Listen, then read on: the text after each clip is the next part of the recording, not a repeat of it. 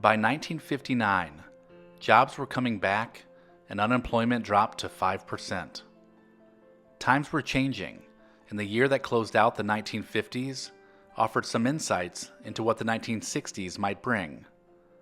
A movie ticket in 1959 would have cost you $1, and if you wanted to make your own movie, you could buy a Kodak Brownie movie camera for just $75.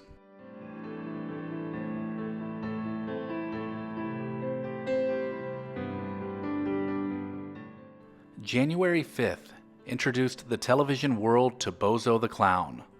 The live children's show premiered in Los Angeles and starred Vance Colvig Jr. as Bozo the Clown.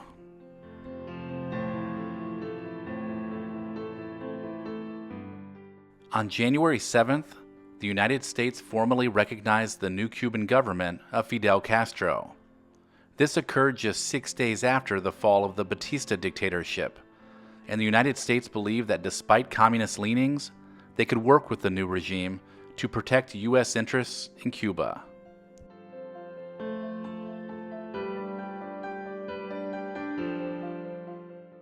On February 3rd, Buddy Holly, Ritchie Valens, and the Big Bopper boarded a chartered plane leaving Clear Lake, Iowa. The weather conditions were bad, and the plane crashed shortly after takeoff, killing all four on board. The tragedy is later termed the day the music died.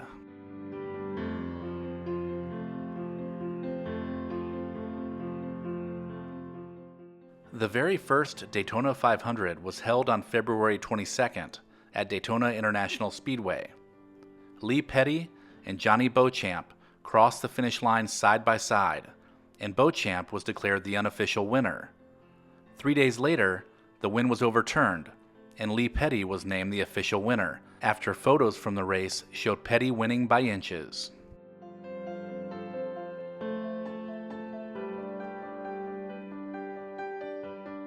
On March 9th, Barbie made her debut at the American Toy Fair in New York.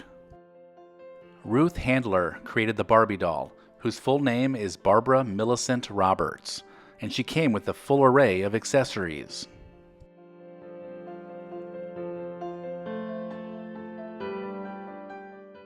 March 29th brought us the premiere of the movie Some Like It Hot.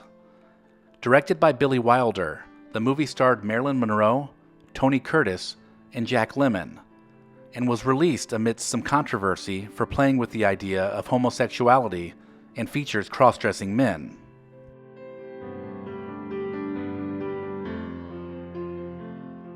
On April 7th, the dry state of Oklahoma ended prohibition after 51 years. Oklahomans voted to repeal prohibition, which created the Alcohol Control Board to govern the sales of alcohol.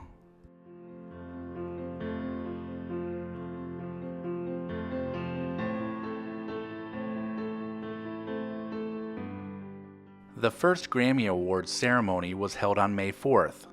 The ceremony was held simultaneously in Los Angeles and New York, with 28 awards presented. Bobby Darin, Perry Como, and Ella Fitzgerald all walked away with Grammys that first year.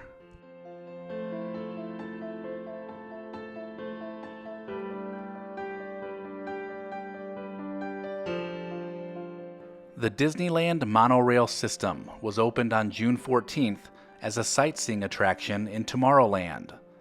This was the first daily operating monorail system in the Western Hemisphere.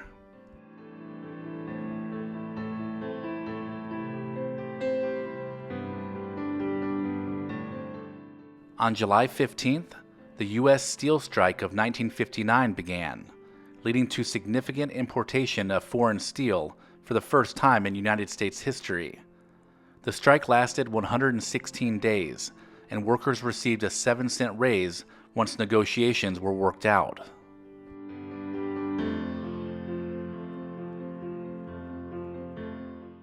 On August 21st, Hawaii became the 50th U.S. state. The United States had annexed Hawaii for strategic reasons during the Spanish-American War, and during World War II, Oahu served as the command post for the U.S. operations in the Pacific. After the war, 2/3 of the residents favored statehood and after a certified vote, President Eisenhower signed the proclamation.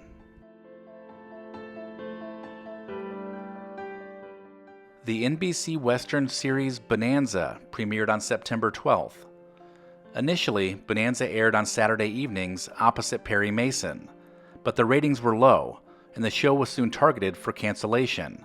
But NBC kept it because Bonanza was one of the first series to be filmed and broadcast in color.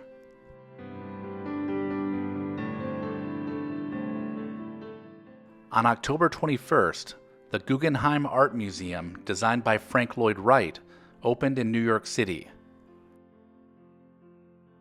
Wright gained the commission to design a building to house Solomon R. Guggenheim's art collection in 1943, and over the next 15 years, the design was built into a reality and is considered one of the most unique buildings ever constructed.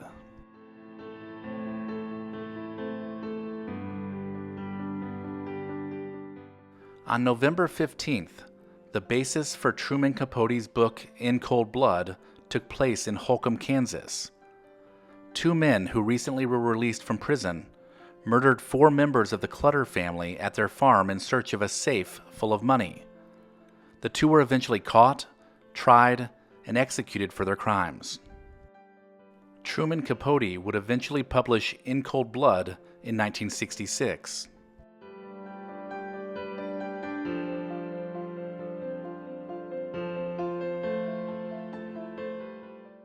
To end 1959, Chuck Berry was in the news on December 22nd.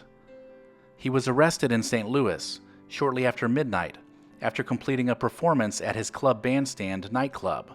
He was charged with violating the Mann Act, which prohibited the transport of women across state lines for the purpose of prostitution. Berry was convicted and served 20 months in federal prison. In Berry's case, the Mann Act charges stemmed from what Berry contended was his offer of employment in his St. Louis nightclub to a girl he had met in Mexico.